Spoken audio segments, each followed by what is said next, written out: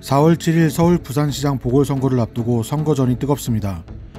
여야가 전면전에 돌입한 만큼 후보들과 관련한 각종 의혹들이 쏟아지고 있어 보궐선거 쟁점으로 부상했습니다. 그중 후보들을 둘러싼 부동산 의혹은 비판의 강도가 더욱더 세지고 있습니다.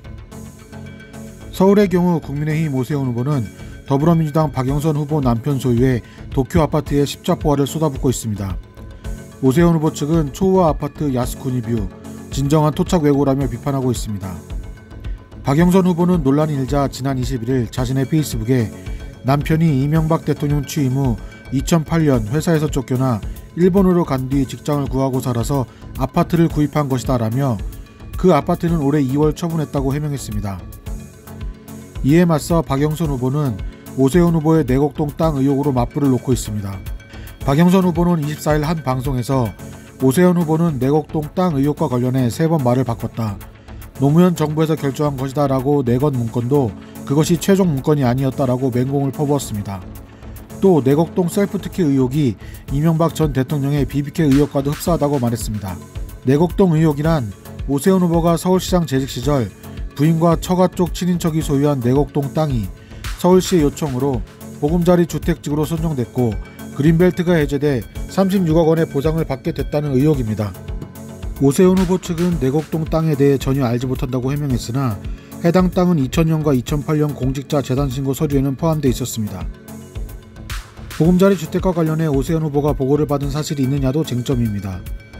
오세훈 후보는 서울시는 요식적인 행정 절차만 밟았고 그것도 주택국장 정결사항이어서 시장은 알 수 없었다.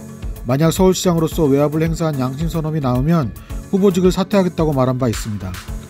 하지만 민주당이 최근 공개한 2009년 10월 16일 서울시의회 회의록에 따르면 당시 서울시 주택국장이 오 시장이 앞으로 그린벨트를 해제하는 데는 성냥갑 아파트를 배제하고 환경 친화적인 주거단지를 만들자라는 취지로 말했다고 전하는 내용이 담겨 있었습니다. 부산은 사실상 진흙탕 싸움 중입니다.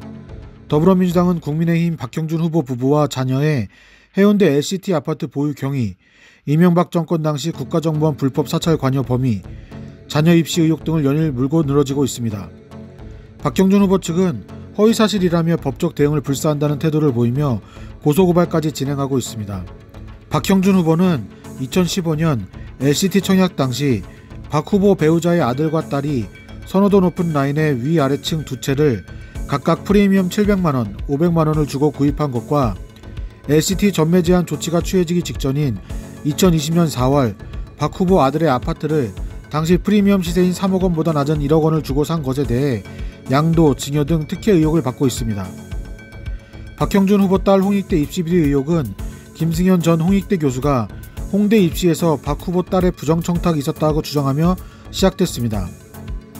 김 교수는 지난 17일 박형준 후보 선거사무실 앞에서 연 기자회견에서 2000년을 전후 홍익대 미대 실기시험이 끝난 뒤 이모 교수가 연구실로 불러 가보니 박 후보 부인이 딸과 함께 와 있었고 꼭 합격하게 해달라고 청탁을 했다며 박 후보 딸 실기작품은 30점도 주기 어려웠으나 채점 과정에서 이 교수가 압력을 행사해 80여 점을 줄 수밖에 없었다라고 주장했습니다. 한편 국민의힘 부산선대위는 지난 15일 박 후보 딸의 대입 입시 의혹을 제기한 장경태 더불어민주당 의원, 김 전 교수, 유튜버, 언론인 등 6명을 허위사실 공표죄와 명예훼손 혐의 등으로 부산지방검찰청에 고발했습니다. 보름도 남지 않은 선거가 정책 대결 대신 각종 의혹 폭로전으로 흐르고 있는 양상입니다.